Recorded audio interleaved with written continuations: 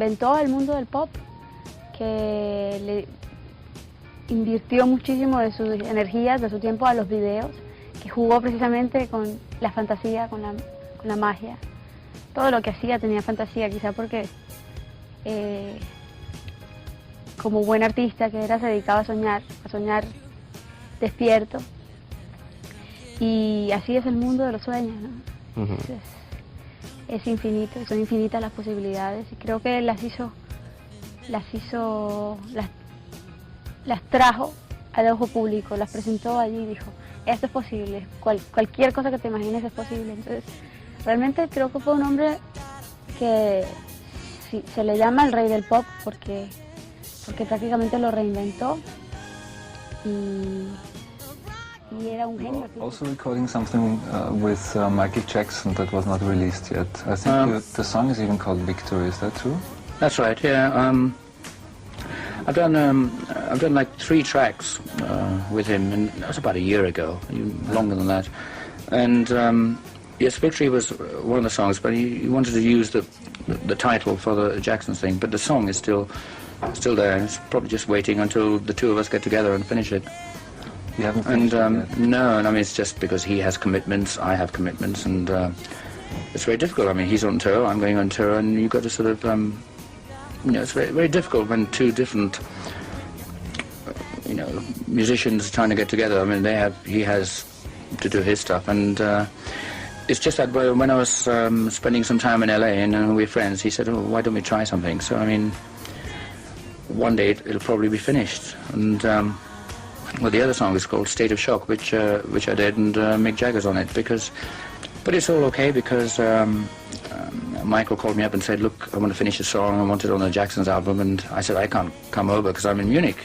And he said, well, is it okay if Mick does it? So I said, fine, you know, songs are songs. I mean, as long as our friendship carries on, we can write all kinds of songs. Tell us what this photograph brings to mind. This was taken in 1982. You worked with Michael Jackson on, was it Thriller? You did the songs for that album? Yeah. What do you remember of that experience? Oh, it was great. You know, we had a great time. It was Christmas, and I was at home, and my phone rang, and a little voice, you know, talked to me, and I said, who's this? You know, kind of guarding my privacy, private number. I said, who's this? It's Michael. I said, Michael who? Because I thought it was, you know, a little bit sort of dodgy. But anyway, he said, Michael Jackson. He said, you want to make some hits? So I said, yeah, sure. So, you know, being of the hit-making variety. So,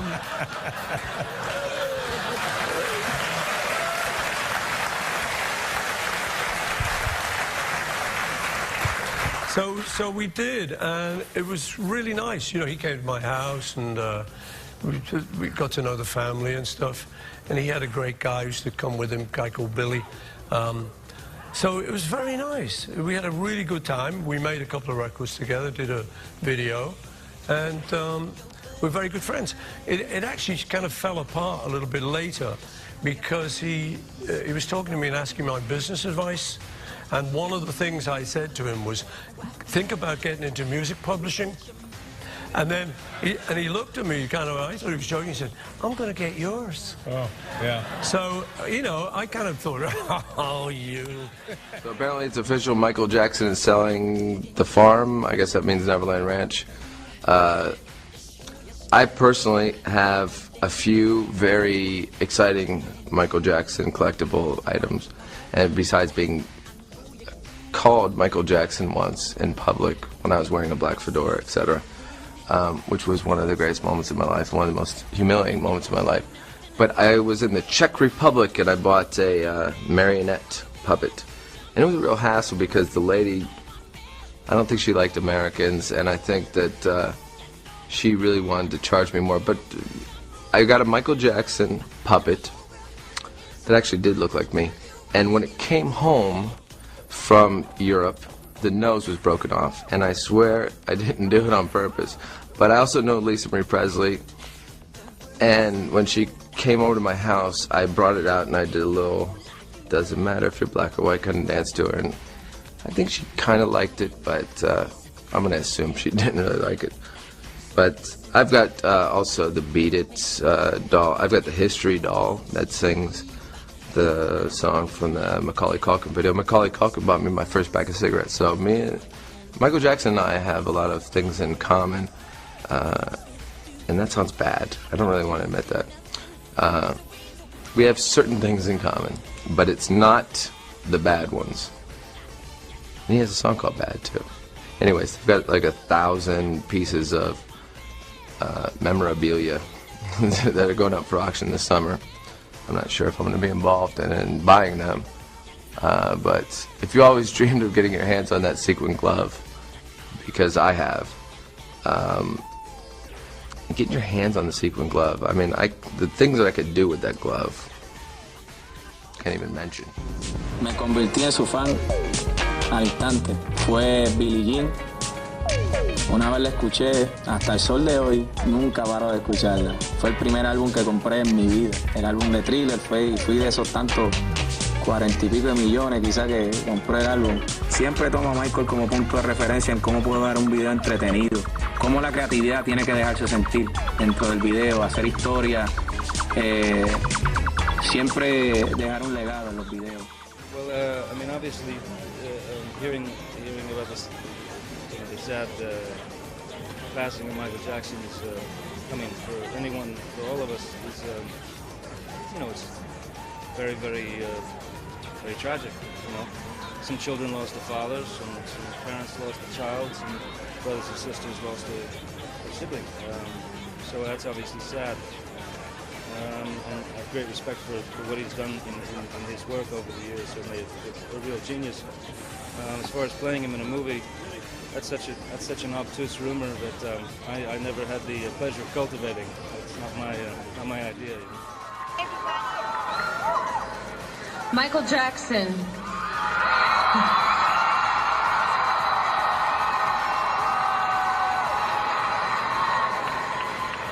I have a little bit more to say than that.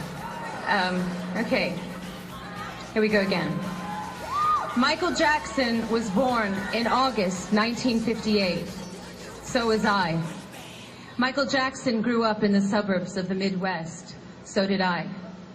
Michael Jackson had 8 brothers and sisters. So do I. When Michael Jackson was 6, he became a superstar and was perhaps the world's most beloved child. When I was 6, my mother died. I think he got the shorter end of the stick. I never had a mother, but he never had a childhood. And when you never get to have something, you become obsessed by it. I spent my childhood searching for my mother figures. Sometimes I was successful. But how do you recreate your childhood when you are under the magnifying glass of the world for your entire life? There is no question that Michael Jackson was one of the greatest talents the world has ever known.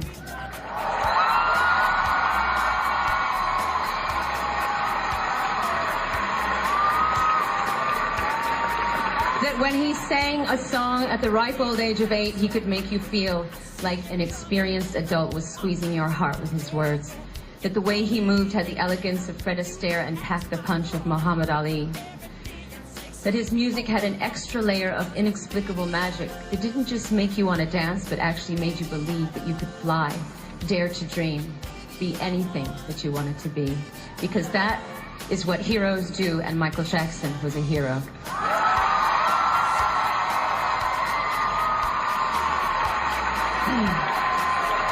He performed in soccer stadiums around the world. He sold hundreds of millions of records. He dined with prime ministers and presidents. Girls fell in love with him. Boys fell in love with him. Everyone wanted to dance like him. He seemed otherworldly, but he was also a human being. Like most performers, he was shy and plagued with insecurities. I can't say we were great friends, but in 1991 I decided I wanted to try and get to know him better. I asked him out to dinner. I said, "My treat, I'll drive, just you and me." He agreed and showed up to my house without any bodyguards. We drove to the restaurant in my car. It was dark out, but he was still wearing sunglasses.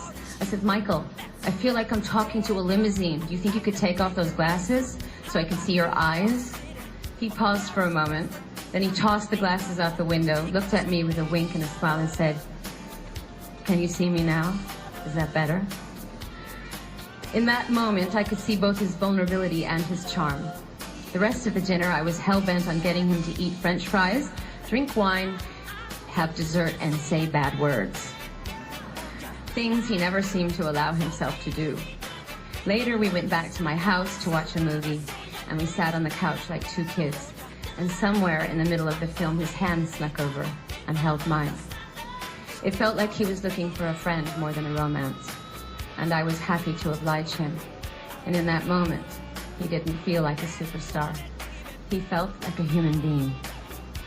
We went out a few more times together, and then for one reason or another, we fell out of touch. Then, the witch hunt began. And it seemed like one negative story after the other was coming out about Michael. I felt his pain. I know what it's like to walk down the street and feel like the whole world is turned against you. I know what it's like to feel helpless and unable to defend yourself because the roar of the lynch mob is so loud that you are convinced your voice can never be heard. But I had a childhood, and I was allowed to make mistakes and find my own way in the world without the glare of the spotlight. When I first heard that Michael had died, I was in London, days away from the opening of my tour. Michael was going to perform in the same venue as me a week later. All I could think about in that moment was, I had abandoned him, that we had abandoned him, that we had allowed this magnificent creature that once set the world on fire to somehow slip through the cracks. While he was trying to build a family and rebuild his career, we were all busy passing judgment. Most of us had turned our backs on him. In a desperate attempt to hold on to his memory, I went on the internet to watch old clips of him dancing and singing on TV and on stage. And I thought, my God, he was so unique, so original, so rare. And there will never be anyone like him again. He was a king.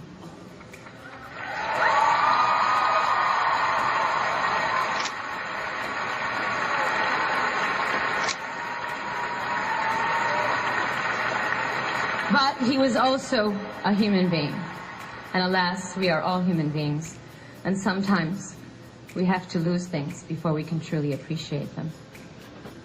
I want to end this on a positive note and say that my sons, age 9 and 4, are obsessed with Michael Jackson. There's a whole lot of crotch grabbing and moonwalking going on in my house.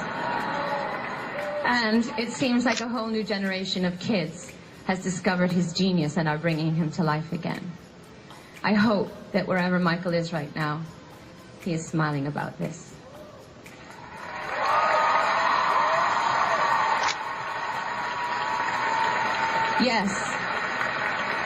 Yes, Michael Jackson was a human being, but damn it, he was a king. Long live the king.